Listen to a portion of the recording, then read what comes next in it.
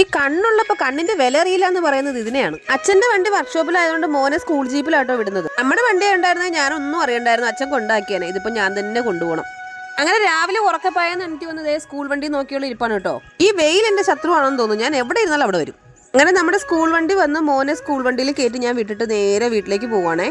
ഒരു പാട്ടും പാടി വീഡിയോ എടുത്ത് നടന്ന് താഴെ കുഴിയുടെ അവിടെ എത്താറായത് ഞാൻ അറിഞ്ഞില്ലായിരുന്നു. ഇപ്പൊ വീണ് ചത്തേനെ. നടന്നു വരുന്ന വഴിക്ക് ദേ ഒരു പ്ലാവ് നിറയെ ചക്ക. എന്തായാലും ഞാൻ കണ്ടു. അപ്പൊ നമ്മുടെ സബ്സ്ക്രൈബേഴ്സ് കുറെ കൊതിയന്മാരും കൊതിച്ചുകളും ഉണ്ടല്ലോ, അവരും കാണട്ടെ. രാവിലെ ചക്ക കഴിക്കുന്നുണ്ടപ്പോഴാണ് ഞാനൊരു കാര്യം ഓർത്തത്. എന്നെയും കാത്ത് 1.5 ആഴ്ച കൊണ്ട് ഒരു സാധനം ഫ്രിഡ്ജിനകത്ത് കയറി ഇരിപ്പുണ്ട്. ഇന്ന് എന്തായാലും അവൻ എടുക്കണം. ഇതാണ് ഞാൻ പറഞ്ഞ സാധനം, നാരങ്ങ. ഇതിനെ വേറെ ഏതൊക്കെ നാട്ടിൽ എന്തൊക്കെ പേര് പറയുന്നത് എനിക്കറിയില്ല. ഞങ്ങൾ പറയുന്നത് നാരങ്ങ. അച്ചാറുകളുടെ കൂട്ടുകാരനാണല്ലോ വെളുത്തുള്ളി. എന്റെ അമ്മമ്മയ്ക്ക് ഇതിന്റെ നാരങ്ങയുടെ മുകൾ ഭാഗം ചെത്തിക്കളഞ്ഞിട്ട് മുറിഞ്ഞു പോകാതെ വള്ളി പോലെ ഇതിന്റെ തൊലി ചെത്തി എടുക്കുമായിരുന്നു. അത് എങ്ങനെയാണെന്ന് നോക്കാന്ന് വിചാരിച്ച് ചെത്തി തുടങ്ങിയപ്പോഴേ ആദ്യമേ പണി പാളി മുറിഞ്ഞുപോയി. അതല്ലെങ്കിലും നീ പണ്ടേ ലോക തോൽവിയാണെന്ന് അമ്മ. എന്നാ പിന്നെ അങ്ങനെ വിട്ടാ പറ്റില്ലല്ലോ. ഇന്ന് അതിനെ നീളത്തിൽ ചെത്തി എടുത്തിട്ടുണ്ട് കാര്യം.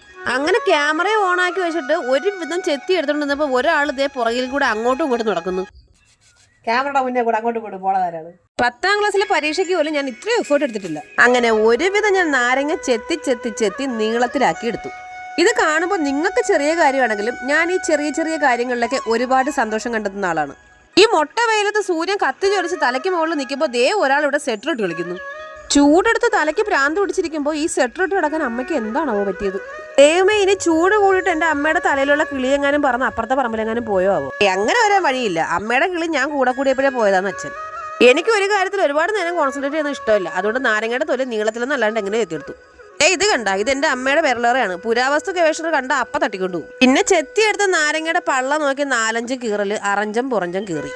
നാരങ്ങ അമ്മ കുനുകുന അരിഞ്ഞെടുക്കാൻ പറഞ്ഞെങ്കിലും ഞാൻ അരിഞ്ഞെടുത്ത് തുടങ്ങിയപ്പോൾ ആടിന് കൊടുക്കാൻ ചക്ക അരിയുന്ന പോലെ മുട്ടക്കാട്ട പീസുകളായിപ്പോയി. അല്ലെങ്കിൽ ഒരേ വലിപ്പത്തിലും വണ്ണത്തിനും അരിഞ്ഞെടുക്കാൻ നാരങ്ങ ഫാഷൻ ഷോയ്ക്കൊന്നും വിടാനല്ലോ, അച്ചാറുണ്ടാക്കാനല്ലേ. അങ്ങനെ നാരങ്ങ അരിഞ്ഞെടുത്തോണ്ടിരുന്നപ്പോൾ ചെറിയൊരു ആഗ്രഹം മനസ്സിലേക്ക് ഓടി വന്നു. ഒരു പീസ് നാരങ്ങ ഇങ്ങനെ വട്ടത്തിൽ അരിഞ്ഞെടുത്തിട്ട് അതിന്റെ മുകളിലേക്ക് ഉപ്പും മുളകും തേച്ചിട്ട് കഴിക്കാം.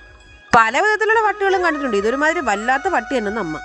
അങ്ങനെ ഒരു പീസ് എടുത്ത് ക്യാമറാമാനെയും അമ്മയും കൊതിപ്പിച്ചിട്ടെടുത്ത് വായിലേക്ക് വച്ചത് മാത്രമേ എനിക്ക് ഓർമ്മയുള്ളൂ. കുറച്ചു നേരത്തേക്ക് പല്ലും നാക്കും പൊളിച്ചിട്ട് കണ്ണുപോലും കണ്ടുണ്ടാതായി പോയി. അതിനിടയ്ക്ക് അമ്മ പറയാ ഇപ്പോഴാണ് ശരിക്കും കിളി പറഞ്ഞതെന്ന്. അച്ചാറിന് വെളുത്തുള്ളി വരുമ്പോൾ നെടുക കീറിയിടണം, ഇല്ലെങ്കിൽ എണ്ണയിലിടുമ്പോൾ മാലപ്പടക്കം പൊട്ടും പോലെ പടപടപടാ പൊട്ടും.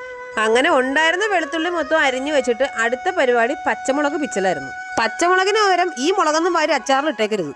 പിന്നെ നേരത്തെ പുളി കഴിച്ചാലൊന്നും ആവൂല. അണ്ട കടാകടം വരെ എരിഞ്ഞിട്ട് കത്തിപ്പോവും. നമുക്ക് വേണ്ടത് ഈ പാവം പച്ചമുളകിനെയാണ്. ചൂട് കൂടുതലായതുകൊണ്ട് തൽക്കാലം എരിവൊക്കെ കുറച്ച് കഴിച്ചാൽ മതി. അല്ലാതെ കൂടുതൽ വെച്ച് അമ്മ ഓടിച്ചിട്ട് തല്ലുമെന്നുള്ളതുകൊണ്ടല്ല. ഇതുപോലെ എളുപ്പം നോക്കി 4 മുളകുകൾ ഒരുമിച്ച് വെച്ച് അരിയുന്നവരുടെ ശ്രദ്ധയ്ക്ക്, അരിഞ്ഞു കഴിയുമ്പോൾ അച്ചാറ് തൊട്ട് നിൽക്കാനുള്ള ചൂണ്ടുവിരൽ അവിടെ തന്നെ വെച്ചേക്കണം. ഇനി അടുപ്പിൽ എണ്ണ ചൂടാവുമ്പോൾ കടുകിട്ട് പൊട്ടിക്കാം. എനിക്ക് വെപ്രാളം ലേശം കൂടുതലായതുകൊണ്ട് എണ്ണയും ചൂടായില്ല, കടുകും പൊട്ടിയില്ല. പൊട്ടാത്ത കടുകിനോട് പോയി പണി നോക്കാൻ പറഞ്ഞിട്ട് കറിവേപ്പില, വെളുത്തുള്ളി, പച്ചമുളക് ഇത്രയിട്ട് നന്നായിട്ട് മൂപ്പിച്ചെടുക്കാം. അച്ചാറുണ്ടാക്കി കഴിയുമ്പോൾ മിക്കവാറും ഞാൻ ഇവിടെ ഇരുന്ന് ഫ്രൈ ആവും. കാരണം അതുപോലെ ചൂടടിക്കുന്നുണ്ട്. തീരെ ചൂടും വെയിലിന്റെ ചൂടും കൂടെ ആയപ്പോൾ ആഹാ മരുഭൂമിയിൽ നിന്നൊരു ഫീൽ. വെളുത്തുള്ളി നന്നായിട്ട് മൂത്ത് വരുമ്പോൾ അരിഞ്ഞു വെച്ചേക്കുന്ന നാരങ്ങ കൂടെ ഇട്ടിട്ട് നന്നായിട്ട് വഴറ്റിയെടുക്കാം. പിന്നെ അതിനകത്തേക്ക് പൊടി ഐറ്റംസ് ആയ മഞ്ഞൾപ്പൊടി, മുളക് പൊടി, ഉലുവാപ്പൊടി, ഉപ്പുപൊടി, കായപ്പൊടി ഇത്രയും ചേർത്ത് അടുപ്പത്ത് വെച്ച് നന്നായിട്ട് വഴറ്റി അതിന്റെ വെള്ളം എല്ലാം വറ്റിച്ച് നല്ല കിടുക്കാച്ചി ആയിട്ട് എടുക്കാം.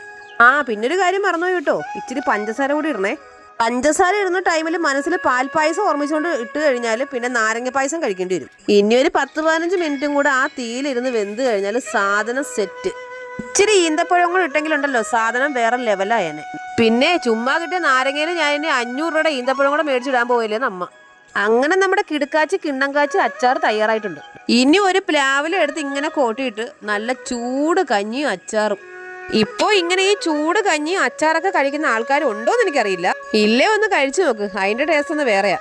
ഈ ചൂട് കഞ്ഞി ഇങ്ങനെ വായിലേക്ക് വെച്ചിട്ട് അച്ചാർ ഇങ്ങനെ തൊട്ട് നിൽക്കണം. അതിന്റെ ടേസ്റ്റ് ഒന്ന് വേറെയാണ് മക്കളെ. അപ്പൊ വീഡിയോ ഇഷ്ടമായെങ്കിൽ നമ്മുടെ ചാനൽ എല്ലാവരും സബ്സ്ക്രൈബ് ചെയ്ത് സഹായിക്കണേ. അടുത്ത വീഡിയോയിൽ കാണുന്നത് വരെ എല്ലാവർക്കും ടാറ്റാ.